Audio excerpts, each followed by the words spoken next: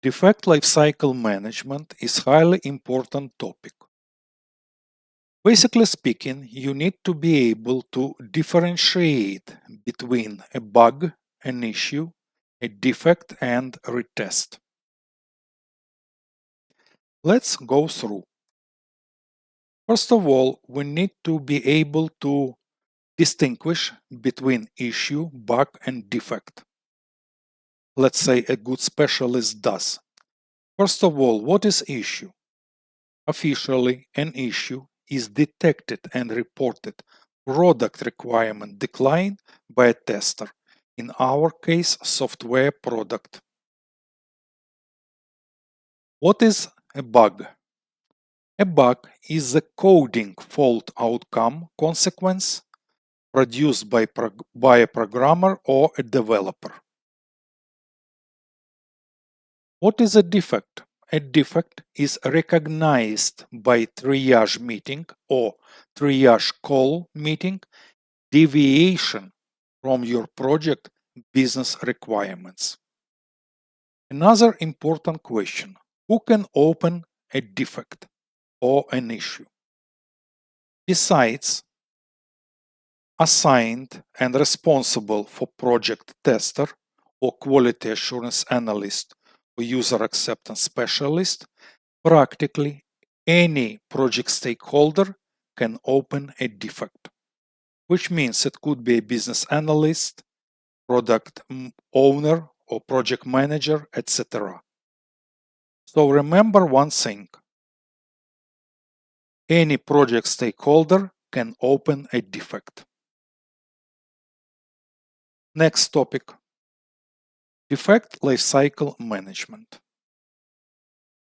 The defect lifecycle is the journey a software defect takes from its discovery to its final closure, involving stages like new, in review, assigned, open or in progress, fixed, set to retest, and closed, ensuring systematic tracking, communication, and resolution for quality assurance. It's a standardized process that ensures no defects are lost and everyone understands the defect's status, varying slightly by organization, but generally following a flow from reporting to verification and closure. Let's take a look at the next flowchart. First of all, whoever a project stakeholder or tester, quality assurance analyst, etc., can open a new defect. In professional quality assurance management tools, they set as defects. However, officially, it's properly called as test incident report. So you open a new test incident report or defect. It goes to assigned to triage call. Triage call can recognize it and set it as open and assign to a developer to fix it, or recognize it as duplicated, which means already opened, or similar defect already exists, rejected, it's not a defect, or deferred, it's not a scope. So let's go in blue. We opened a new incident report. It was recognized by triage meeting and assigned to a developer, and now it's open. When a developer is working on it, it sets a status in progress. When a developer fixed a defect, it sets status to fixed and ready to retest. From retest in red, there are only two possible options. If retest passed by a tester or quality assurance analyst, so a tester can officially close a defect. If no, it goes into reopen status, again goes to assigned to specific developer, and so on in the loop. Please remember the defect lifecycle. And remember that you open an issue, however, a triage call meeting recognizes it as a defect and sets it into open and assigned. Now, we were talking about test incident report. Officially, in methodology, in quality assurance methodology, it's called as test incident report. Let's take a look. Test incident report is a form of defect report about any unexpected event during testing, which needs further investigation to resolve the issue and completely describes the execution of the event.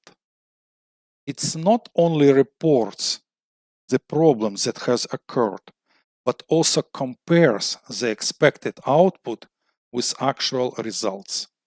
What are the components of test incident report? First of all, ID and header with descriptions of the defect status.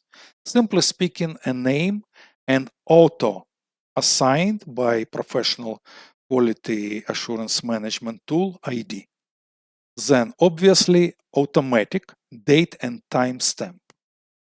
Created by, which means a name. In this case, if you open a defect, it could be your name. Exact steps to recreate an incident, it's for developer to understand what were the steps and when a defect occurred. Test input conditions, your particular test input conditions, whatever results you were expecting, and actual output, so what you received. Then obviously severity, priority, mandatory proof attachments, because they are not going to believe you without actual attachments, preferably in PDF format or Word, and sometimes version number and environment, in which environment you found this incident or this incident happened, because sometimes could be a number of testing environment, pre-production, production environment, and so on. But don't worry, because in professional you will take a look at this later in practical part. You will see how easy to open a defect. Now, issue defect impact severity rating system. Let's take a look. Simple rule. Not all projects' business requirements are equally important. A few points.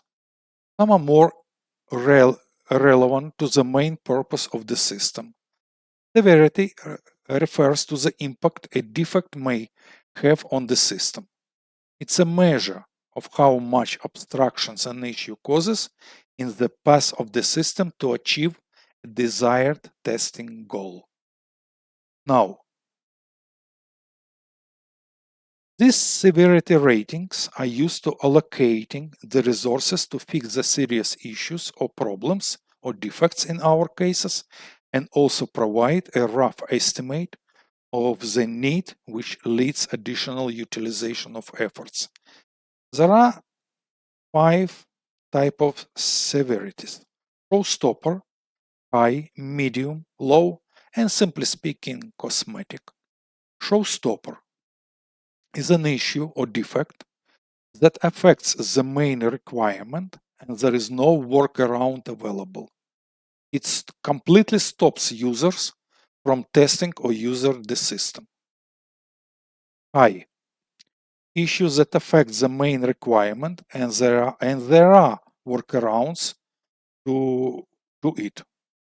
Use or testing can be processed with some limitations. It means you can still process with your functional testing. Medium. An issue that affects a non-central requirement and there are no workarounds available. Low. An issue that affects a non-central requirement and there are workarounds available. And finally, cosmetic, which is an issue that affects like user input screen, like misspelled something, wording, positioning errors, something is off the frame, which do not impact the functionality of the system or such, which means you can proceed with your functional project testing. You need to be able to remember and differentiate between confirmation and regression testing. Confirmation testing, simply speaking retesting, verifies a specific defect and fix after a defect has been corrected, focusing only on the changed code. Regression testing ensures that this change or any other new code has not negatively impacted other unchanged parts of the software.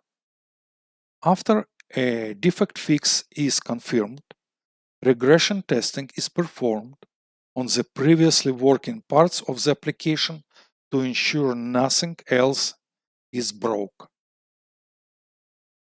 Confirmation testing points purpose is to verify that a specific defect has been successfully fixed and prove it. Scope is obviously narrowly focused on the area of the code that has changed.